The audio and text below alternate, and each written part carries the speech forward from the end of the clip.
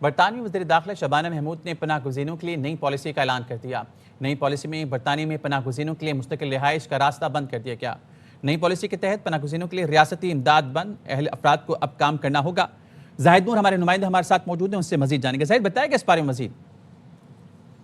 جی خالد، برطانیہ کی تاریخ کے سب سے سخت ترین جو امیگریشن قوانین ہیں وہ آج اناؤنس کیے گئے ہیں، جس کے مطابق جو سیاسی پناہ گزین ہیں ان کے لیے تو مکمل راستہ بند کر دیا گیا ہے۔ پہلے یہ تھا کہ آپ 5 سال کے بعد اگر آپ کا اسائلم قبول ہو جاتا ہے تو 5 سال کے بعد آپ مستقل رہائش کے لیے جو ہے وہ درخواست دے سکتے تھے، لیکن ابھی انہوں نے یہ کیا ہے کہ اب آپ کو 2.5 سال کی صرف جو ہے وہ ٹیمپریری اجازت ملے گی رہنے کی۔ اس کے بعد پھر ہوم آفس یہ دیکھا گیا تھا کہ آپ کو آپ جو جس ملک سے آئے ہیں وہاں پہ آپ کو جانے کی جو حالات ہے وہ ٹھیک ہے یا نہیں ہے، تو 20 سال تک جو ہے وہ ان کو انتظار کرنا پڑے گا۔ اس کے بعد جو حکومتی امداد ہے وہ بھی بند کی جا رہی ہے، لیکن ایک جو روٹ ہے وہ نیا وہ متعارف کروا رہے ہیں کہ اگر جو اسائلم سیکر جو ورک اور یا اسٹڈی کے لیے روٹ اختیار کرتے ہیں تو وہ ان کو جلدی جو ہے وہ پھر یہاں کی مستقل رہائش جو ہے وہ مل سکتی ہے۔ تاہم یہ جو سارے رولز ہیں وہ آہستہ آہستہ لاگو ہونا شروع ہو جائیں گے، لیکن اب برطانیہ کے لیے جو ڈنکی لگا کے افراد آتے تھے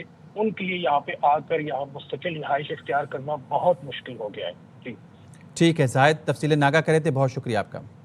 زاہد ہمارے نمائندے ہمارے ساتھ موجود تھے، آگاہ کر رہے تھے برطانوی وزیر داخلہ شبانہ محمود نے پناہ گزینوں کے لیے نئی پالیسی کا اعلان کر دیا۔ نئی پالیسی میں برطانیہ میں پناہ گزینوں کے لیے مستقل رہائش کا راستہ بند کر دیا گیا۔ نئی پالیسی کے تحت پناہ گزینوں کے لیے ریاستی امداد بند، اہل افراد کو اب کام کرنا ہوگا۔